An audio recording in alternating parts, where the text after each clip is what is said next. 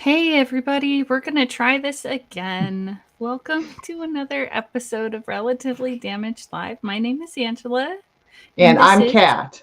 yes, I'm yes, Kat. yes, and All I can right. hear you. Yes. Yay. The live shows are currently streamed Mondays on Facebook, YouTube, and Twitch. Remember to follow or subscribe, and if you like the topic, share with your friends. On Mondays, we discuss topics that Kat and I find interesting. Today's topic is still what is God? And we'll probably jump over to what would Jesus do? But I was going to and if you can't tell, my voice is not back or to where it needs to be. I'm still having to be really gentle, but I was I was thinking about this. What is God, and if God is light and love, and maybe in all of the times that people have seen or touched or whatever, God per se, the Father, that would be the only way that they could appear to us, that God could appear in a way we might understand. I don't know that, I mean, even if I think of the burning bush, that's not no one can, the fire did not speak. I don't think there was a voice behind it, but I don't think the fire spoke, right? You see, I don't even know why I'm I think going into so. this. Yeah, because I have no knowledge, like I'm not a gospel nerd. Well, and it all depends on which translation you read.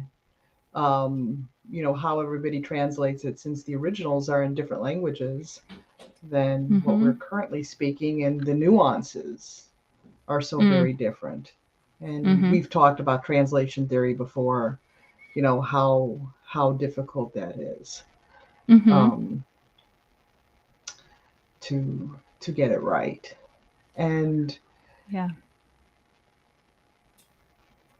with regards to that, I mean, we were getting into it last week, and unfortunately had technical difficulties, and had to uh, cut it a little short. But um, there's this idea of God is. We were starting with that idea of what we imagine God as. So if Mm-hmm. God is, the punishing God, that's going to be our experience of God. And on the other hand, I mean, there are other aspects, but if God is that kind, light, loving, caring God, that's the God that we're going to experience. And I think throughout scriptures, or holy readings, in whatever tradition, you find those kinds of ideas in there, of depending on how it's interpreted, of both aspects, or multiple aspects. Um, and my concept personally has evolved over time. Mm-hmm. um, it was originally that punishing God, um, and I'm guessing that was probably, it was easier to you know keep me and other children in line. uh, so it's just easy to say, well, God will punish you, kind of like, Santa won't bring you presents if you're on the naughty list, kind of thing. Mm-hmm. And while that may have served as a child, it doesn't serve me as an adult, Mm-hmm. because then what use do I have of God? Um, and so, upon this journey, of, in a sense, rediscovering uh, God, rediscovering Jesus, since we're in the Christian tradition, um, I've seen that loving, kind aspect, and I've experienced it.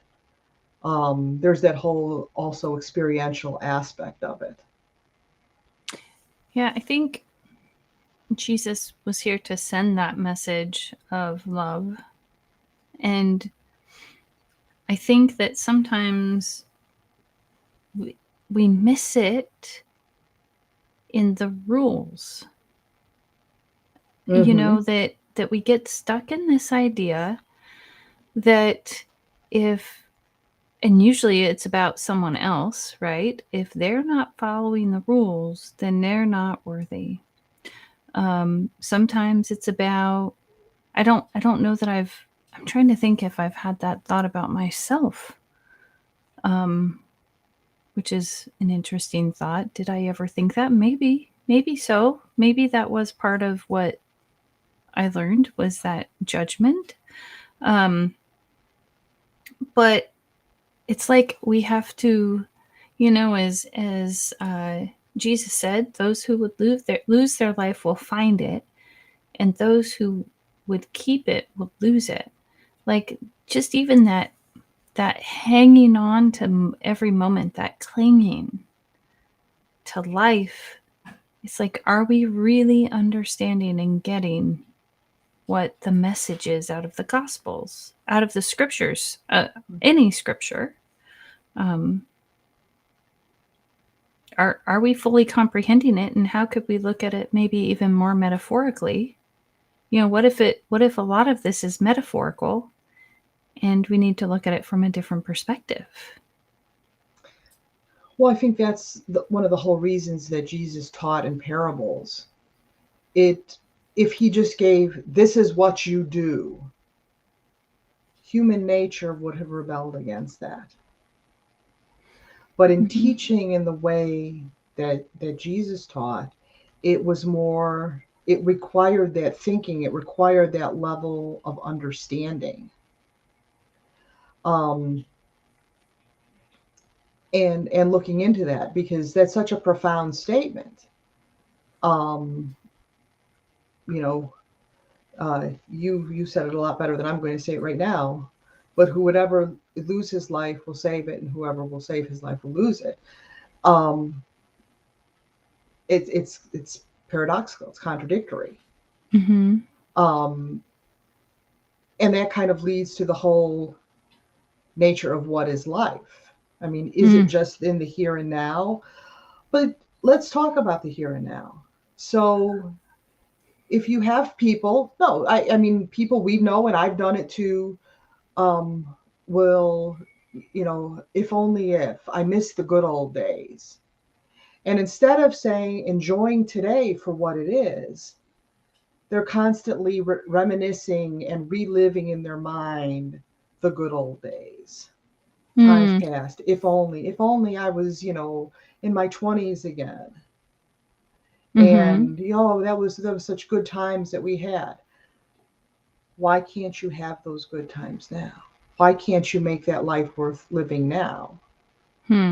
So why, in a sense, I mean, I'm willing to lose the past and to say, I'm not going to live in the past. I'm going to live today in the here and now. And that's what gives me life.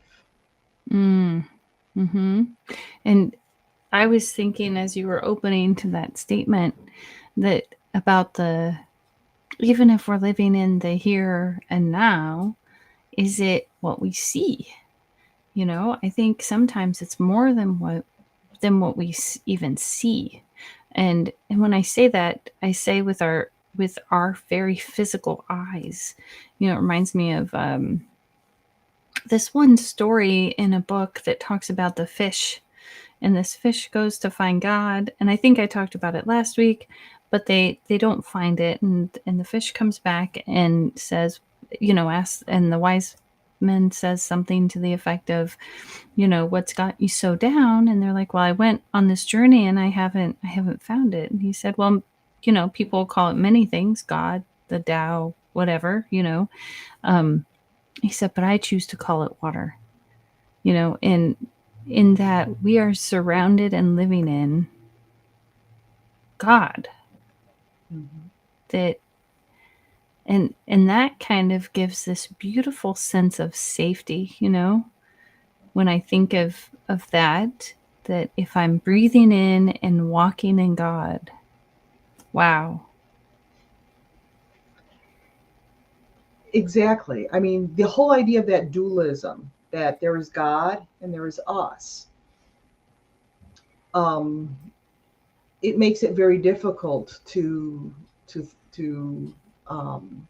to reconcile those things.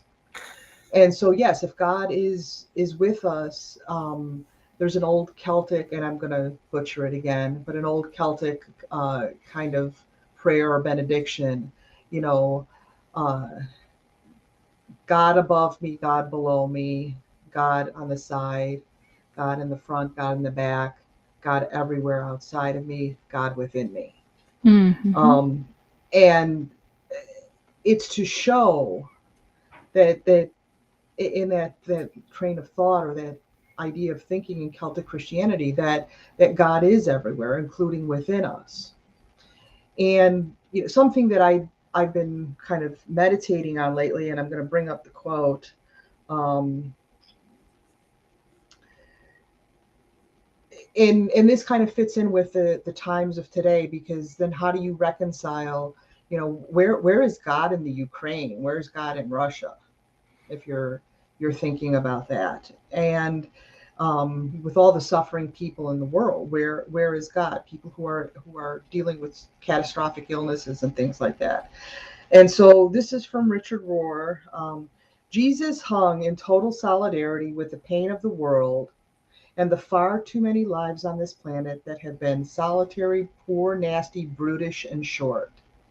After the cross, we know that God is not watching human pain, nor apparently always stopping human pain, as much as God is found hanging with us alongside all human pain. Jesus' ministry of healing and his death in solidarity with the crucified of history forever tell us that God is found wherever the pain is. This leaves God on both sides of every war, in sympathy with both the pain of the perpetrator and the pain of the victim, with the excluded, the tortured, the abandoned, and the oppressed since the beginning of time. I wonder if we even like that. There are no games of moral superiority left for us now. Yet, this is exactly the kind of lover and the universal love that humanity needs. And thinking about that, especially as the season of Lent with, Christ's crucifixion and all that kind of stuff, is, why? Why?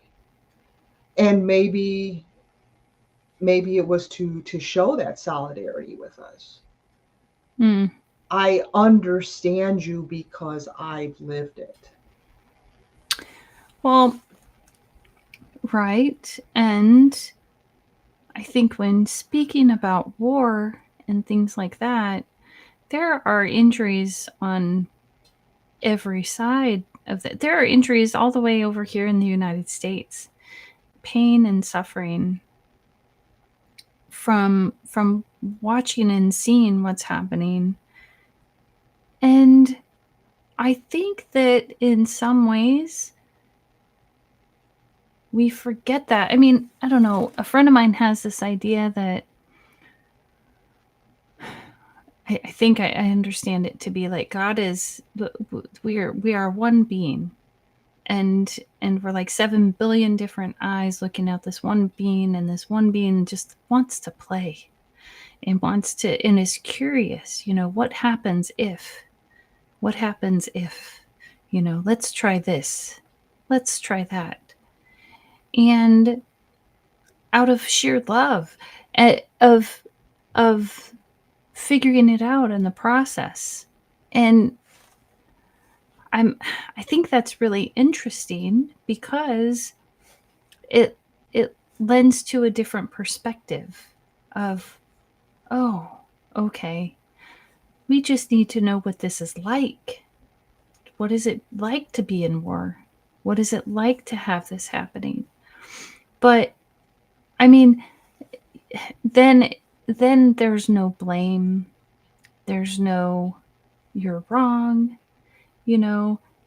Are the perpetrators deserving of love? Well, I've never known a perpetrator who hasn't needed love in order to find their peace, to feel safe enough to find their peace and to even investigate that. So, I think unless one has really gone on the forgiveness journey, then that would actually seem really foreign to Mhm. them, because again, it goes back to this very human idea. If we don't set these rules out so that people stay in line, then they'll never figure it out, which really comes from a whole lack of trust that says, I know you can find the way. I know that when you repent, that you're really going deeper into this larger mind and making changes for the better. And that, I trust you to investigate and to question. It just is a whole different place to come from that I think is really a beautiful place to come from. But the general public, I don't think would understand that. And I think that goes to the idea is that people think that we're all separate. They don't see the interconnectedness. Um they don't choose to look at things in love. It's not to say that they don't feel love or loving. It's that I think by moving in that direction, you, at least for me, if I move in that direction of embodying love, of saying I have the light of Christ within me and I'm going to be that light, it enables me to act in a different way, that even though I may not like a particular person or something like that, I can still love them and Like, be see, loving to them, and show that love and feel that love for strangers and feel their pain mm-hmm. when they're in pain and they're hurting, and knowing I can't necessarily take that onto myself, but just be there. Yeah, it's because we do live in this dual world. And even in my comments, I don't know that other people would get it, is what I said, right? That's very dualistic, thinking that they don't know, when I think at the depth of their being, they do know. Well, we all have that within us. It's Mm-hmm. whether or not we choose to, I think, in a sense, let go of our own ego. Mm, If it's about me, me, me, me, me, me, me, me, me, I'm not really, God is there. yeah. I'm not really seeing God. I'm not connecting with God, that higher consciousness, and with others, Mm-hmm. except in a transactional way. Right, right. I remember someone saying to me last week about the Pharisees and how they were stuck in the rules. And I'm just thinking of today's world and how I'm going back to the rules, and I know I'm shifting this a little bit, but we get stuck. I mean, Jesus didn't spend time with um, at the temple as much as he spent time with the people that were ostracized and told they weren't good enough for the temple. And so I think about that today, and like, how many places in this world do we say you're not worthy because you don't fit the guidelines? And I think that's really painful. I think, where would Jesus be? He would be with all those people. Every single one that didn't fit the guidelines. Every single one that didn't fall within the rules. And lovingly leading them back, it reminds me of the 2-year-old who falls and scrapes their knees.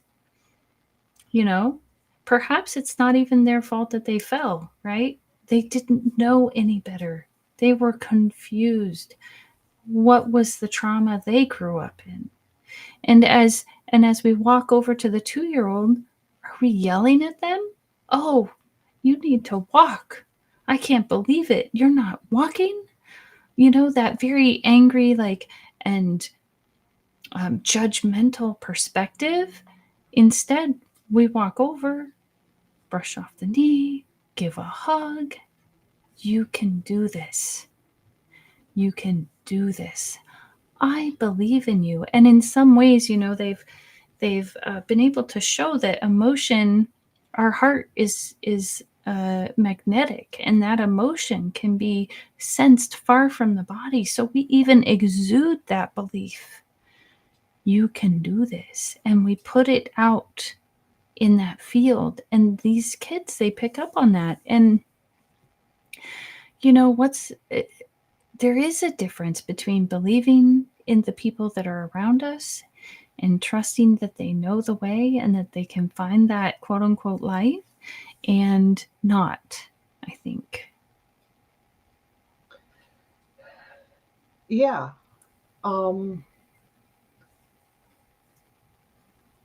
The idea of the punishing God so the child falls down. You must have done something. You teased your sister. You didn't listen to me because I'm the adult, or whatever. And the loving God says yes, picks, as you said, picks you up, brushes off your knee, puts a Band-Aid on it, gives you a hug. You can do it. Get up and try it again. Mm-hmm.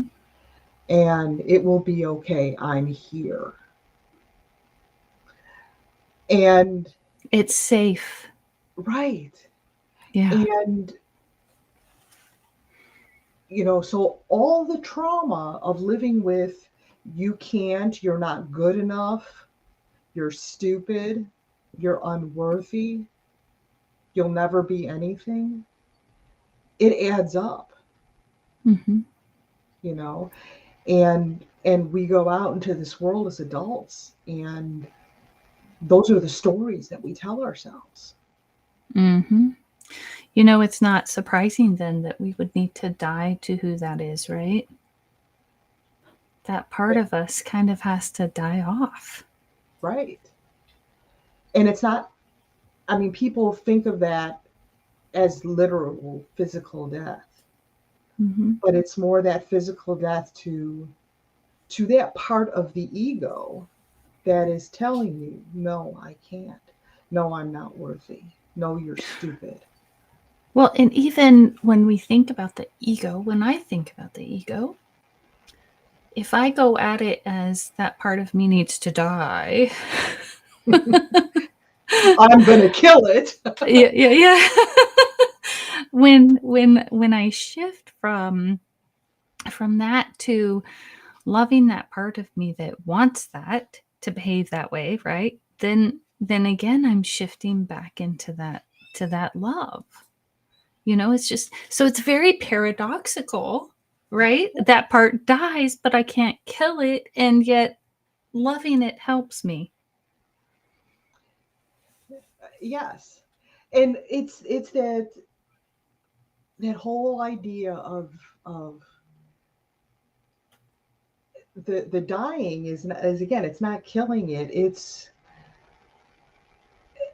I'm trying to think of a metaphor and it's not coming to me. I'm usually pretty good with those. You are. But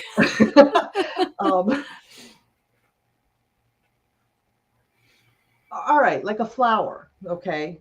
So you have a flower, you have this beautiful apple tree in your yard, and the apple tree has these beautiful flowers.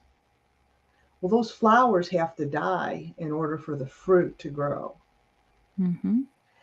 And so, if the flower is that fleeting, thing that's going on, whatever,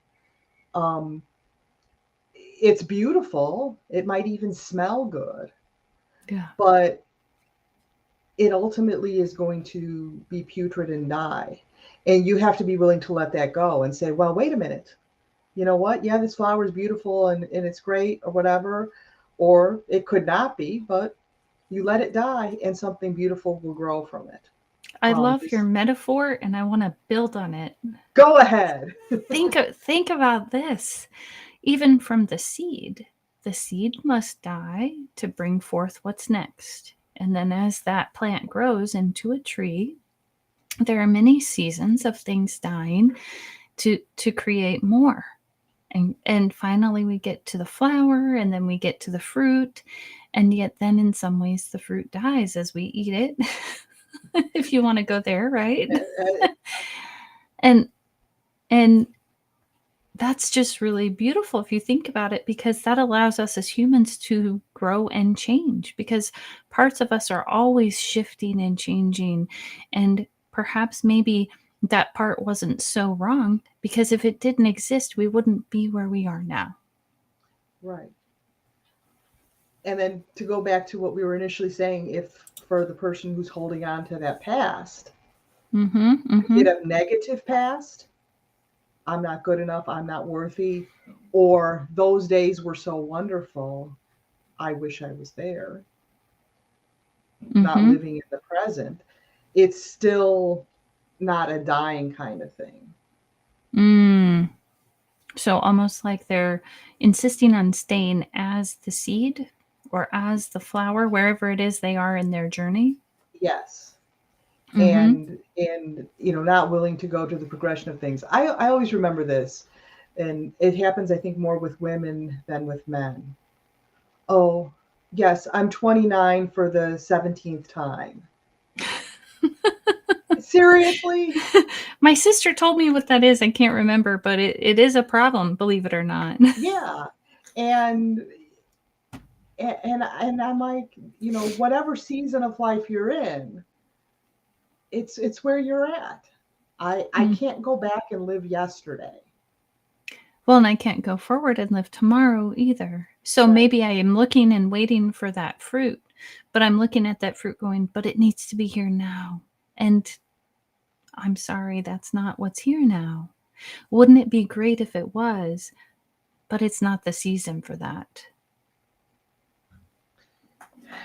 And so, so to take this metaphor and to expand it, you look at the prayer of our Father, and you and I have looked at it, I know, in different translations, but I'm just going to go with the more or less standard translation. Okay. And the part, give us this day our daily bread. Right. And in the version I like, I think it's, hold on, I'll tell you what it is right now. Grant what we need each day in bread and insight. Yes, and I really like that. I'm glad you had that at your fingertips to bring up, because yes, it's obviously for the sustenance of the body, but the insight for today, the fruit I need today, the fruit I need to eat, the fruit I need for the nourishment of my mind, of my soul, of my heart. My insight, as it says. And in that, we can live in that one day. Because, I mean, all we have is right now, and now, and now, and now. And yes, I'm making a point. So it's this eternity of what's happening now. That, oh wow, that's really beautiful. Like, it's so funny when we're talking and something comes and I'm like, oh, now I understand. Now, not just this now, but as it shifts and changes, that's eternity. Like, all that ever exists is right this moment. I think I'm understanding that on a deeper level, but I'm not sure I'm articulating it very well. These are things that philosophers and theologians have discussed for centuries. So I don't think in a short half-hour conversation we're going to get it. We're not. But that's okay. Well, and I think too, even the philosophers and theologians that have studied it for centuries got where they needed to get to for their process. Because I don't think, even if I find an answer for myself, that the answer for Kat or for anyone in my life would be the same answer. Perhaps each theologian was true and correct for them.